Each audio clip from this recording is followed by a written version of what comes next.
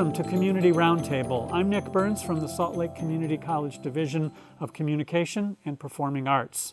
Today on Community Roundtable, it's the West View. This nonprofit news organization covers the west side of Salt Lake City, and Westview writers and publishers are all local community members. So, we welcome Westview Media. To start, Executive Director, Managing Editor, Charlotte Fife-Jepperson. Charlotte, hi. Hi. How you doing? Great. Thanks for doing this. Yeah, that's wonderful. Thanks for having us. My pleasure. So, founding director, chief cook, bottle washer, it sounds like you pretty much do it all. Oh yeah, I mop the floor and, run errands. Fix the servers. All right. No, yeah. But you used to write for the Chronicle up at the University of Utah. Yes. You did arts reporting. You've lived in Poplar Grove for multiple generations, you and your family. Yes, and I have. Now you decided to publish this and take on this community newspaper. Yeah. So run me through that. That just sounds like crazy, but exciting. Well, so I was a music major. Okay. And, music major, piano performance, and poli-sci major. But I enjoyed writing. And I got some experience writing for the Utah Daily Chronicle.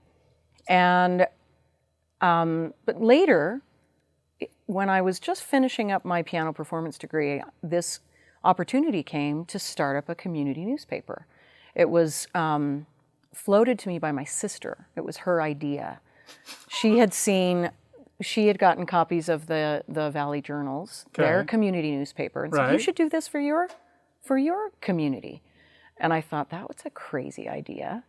And the seed was planted, and I started getting involved in our local community council in Poplar Grove. So that's right in between Glendale and the Fair Park, that neighborhood.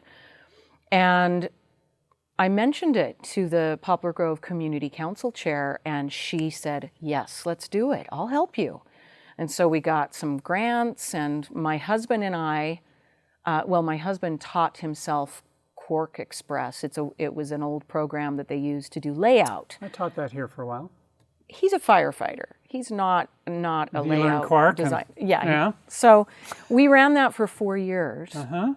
That we started it in 2001 and did that for 4 years. But we had expanded from just our neighborhood to all across the west side. So there are 6 different neighborhoods on the west side of Salt Lake City.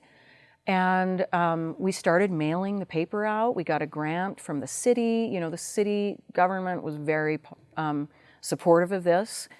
And we did that for 4 years. And we took a 6-year break, had some kids, family. And then it came back as a nonprofit organization in 2011. Okay, so I want to ask about that nonprofit, but I want to read this. The mission statement for Westview Media, says the West Side is, quote, undervalued, misrepresented by mainstream media and local government entities, close quote. Yet the West Side is like the second largest neighborhood in the city. So what do you all mean misrepresented and undervalued? Well, misrepresented, it was when we started this. I think it's improved a lot over the years, and I like to think that we had something to do with that. Can't prove that, but in 2001, most of the coverage, all of the stories that you'd hear about the West Side were about a shooting, a drive-by shooting, or a dead body they may have found in the Jordan River, and it really, it just emulated this negative perception of the West Side that had persisted for decades. Yeah, well, in all honesty, when I moved here about 20 years ago, the mainstream, if we will, newspaper actually ran a letter, somebody saying, why do we have to educate the brown kids on the west side of town? Why is our money going to educate them? Which I was a little bit shocked.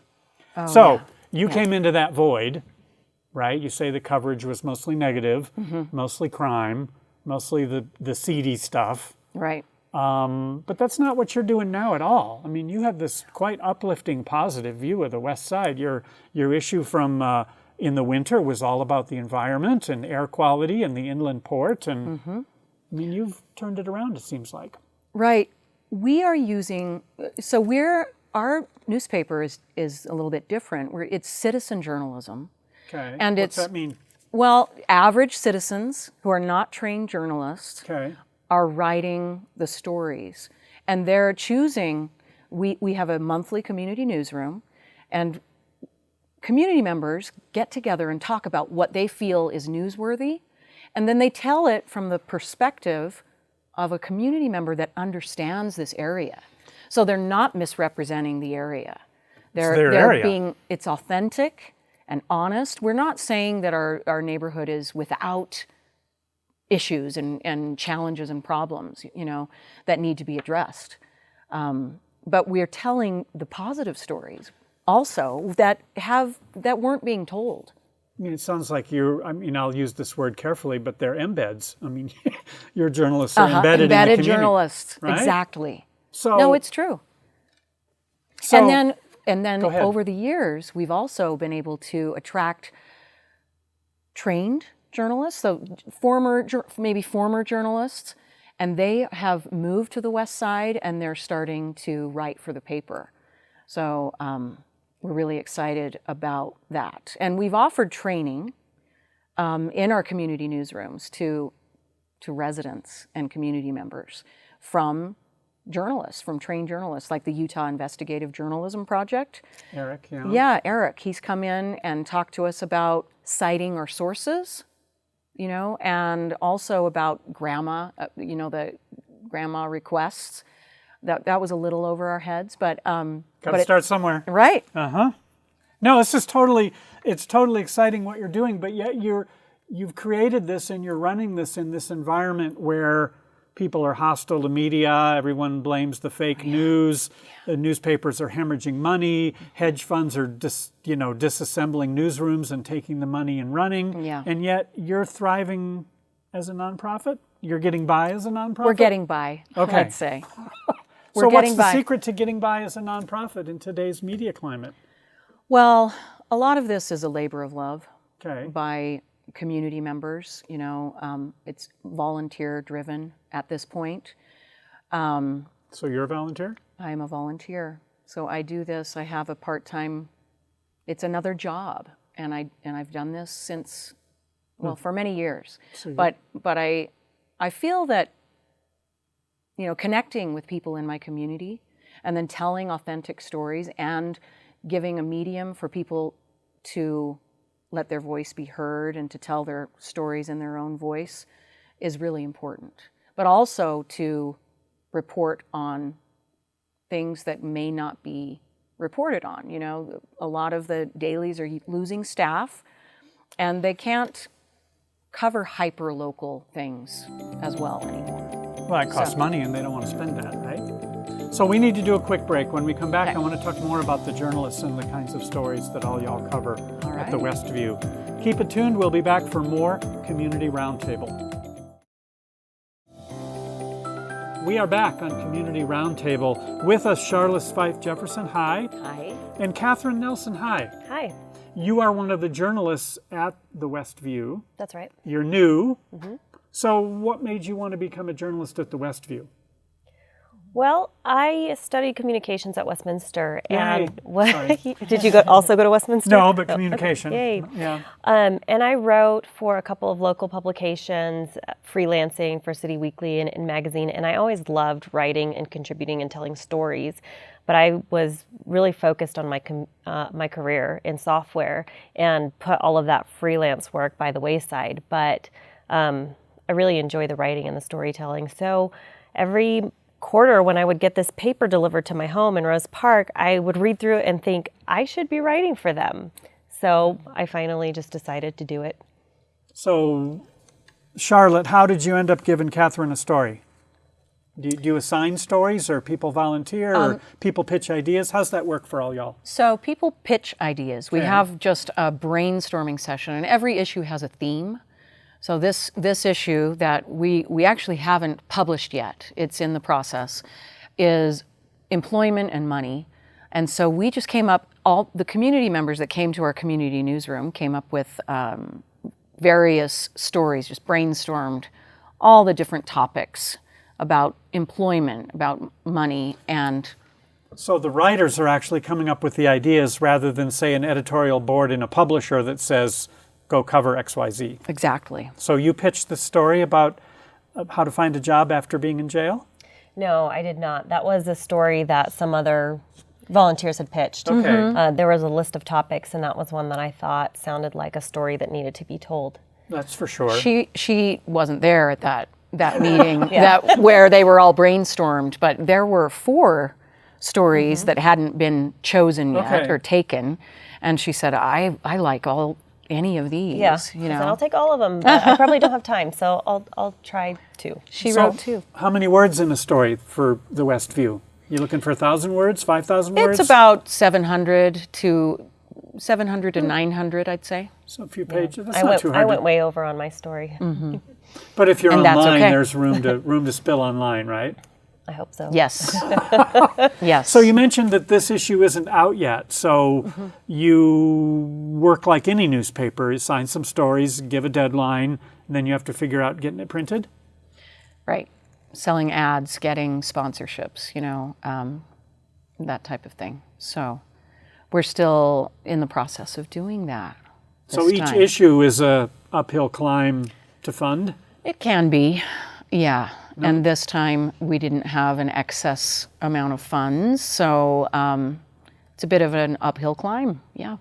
So for your story about jobs and employment and getting on your feet after incarceration, tell me about the research for that. How did you come across people to talk to, and what's it like to be a journalist who's not a journalist? Right. Well, I'm glad I had some experience, to lean on, because otherwise I think I would have been totally kind of lost. Like, how do you get people to talk to you about trying to find work after being in jail?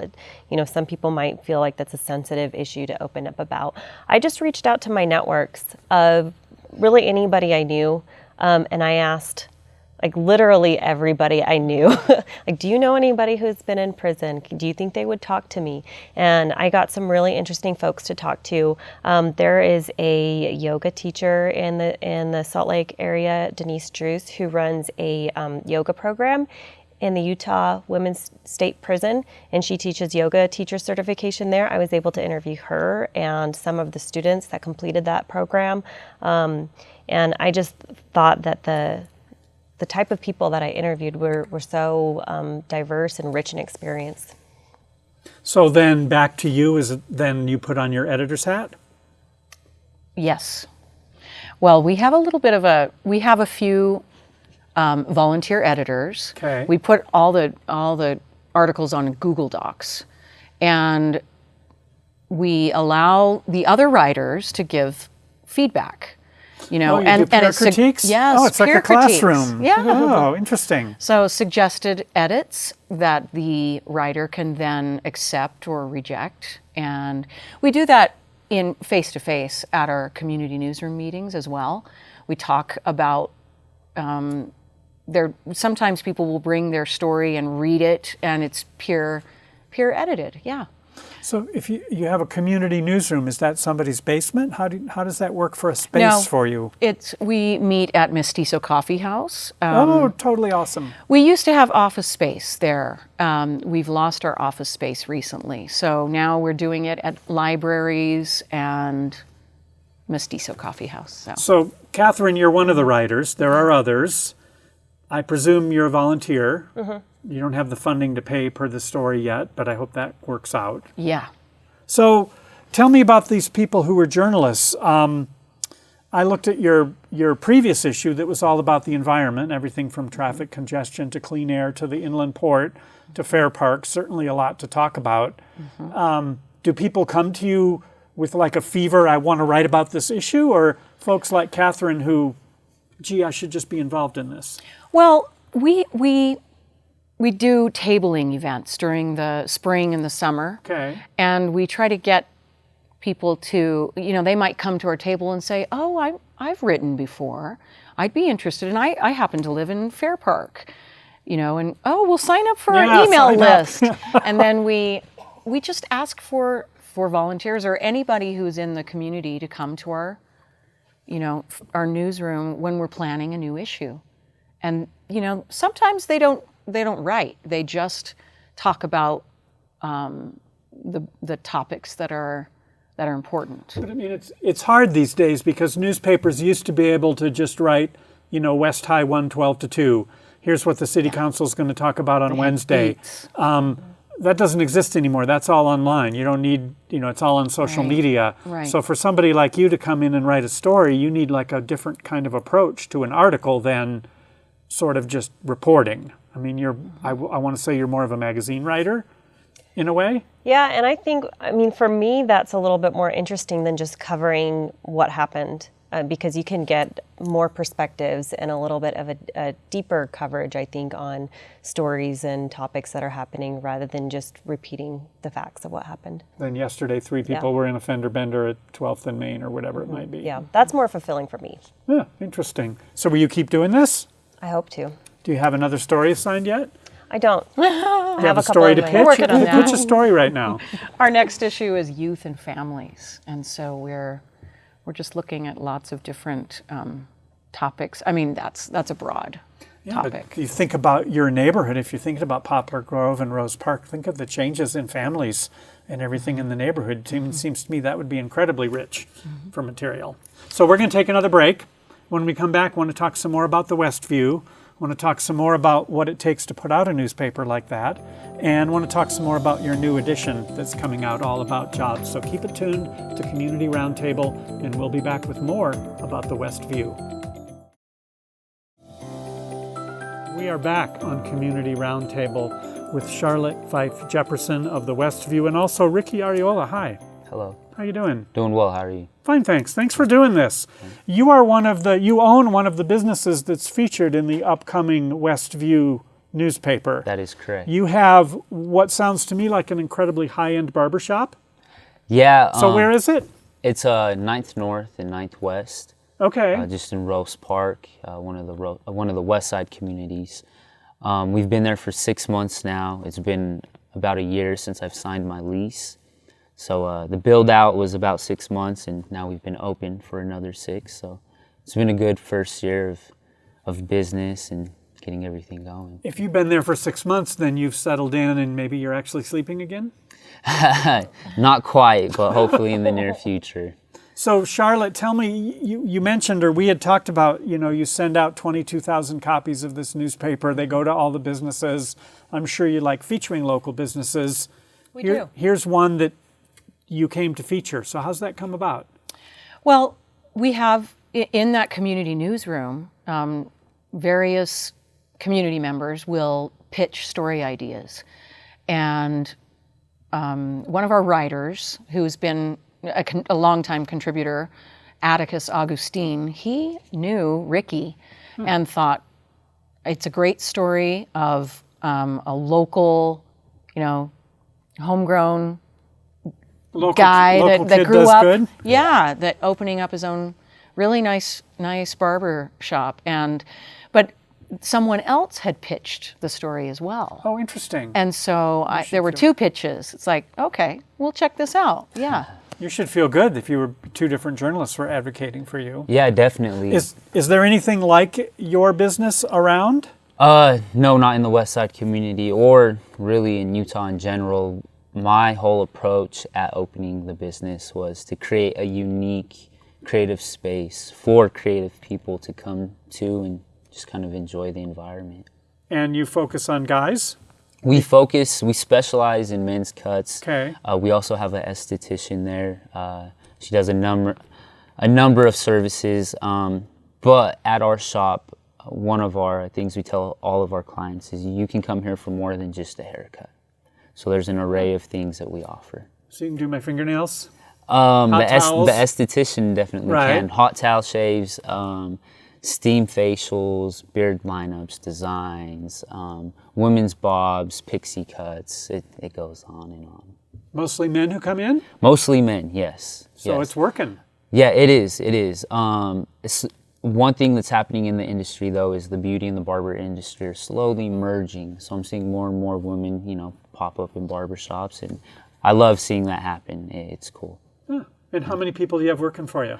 So I currently have 3 other barbers and an intern. So there's 5 of us at the shop cutting hair, and then we also have an one's esthetician. So esthetician. yeah, so 6 total. So you had 2 people pitch this story. You gave it to a reporter. How much time did this reporter spend coming to your shop and talking to you? Well, I'm super busy, so Atticus, he tried to reach out to me a couple times. And sometimes, unless you're persistent, it is kind of difficult to get a hold of me. So he reached out. He tried to reach out to me several times, and I would either forget to, email him back, have something going on. But he came to my shop 2 or 3 times, collected some information, checked out the vibe, and just kind of gathered content to get his story ready. And is that typical for you to cover area businesses? Yes. Profile pieces? Yeah, I think because the West Side, is kind of up and coming, and it's the last, semi-affordable place to live. I mean, some of the Rose Park is not as affordable to live. Yeah. So we really like to showcase new development and new businesses, especially when local residents start their own businesses in the community. That's an investment in the community. So there's a restaurant right next door, and they're also locally owned. They're Rose Park residents, Santos Tacos. Correct. They're both very modern, urban, really nice places. You're supporting your neighborhood and your the people next door. Correct. Pretty cool. Initially, my plan was to put my business somewhere closer to Utah County. I was really interested in the Lehigh area because of the whole Silicon Slopes topic and conversation. I felt like that's where a lot of the money would be concentrated, especially in this industry I'm in. Ultimately, I had to take a step back, look at the situation for what it was, and just be realistic about no matter where I put my business, I would end up coming home to the West Side community at night. Well, and if you do a good haircut, people will come to you, right? Correct. I have people now driving from Utah County all the way to Rose Park for a haircut. So good for you. Yes. So only a couple minutes left. Charlotte, you didn't have a journalism degree. You studied piano. You give piano lessons still, I understand. I do.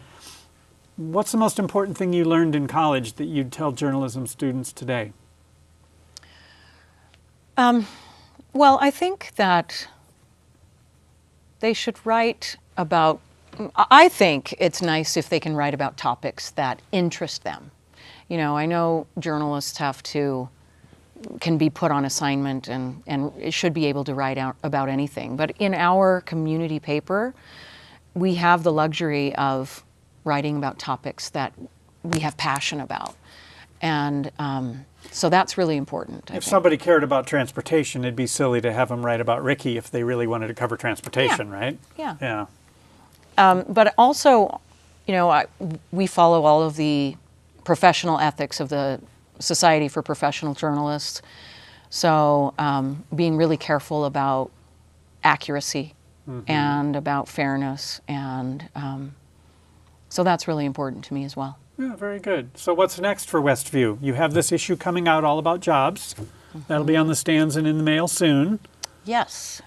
What else? Jobs and money. We have families and youth coming up. We have, this is the 150th anniversary of the women's suffrage movement. So we're going to highlight civil rights and especially women who have made a contribution to that. So yeah. Good. So Ricky, I'll give the last word to you.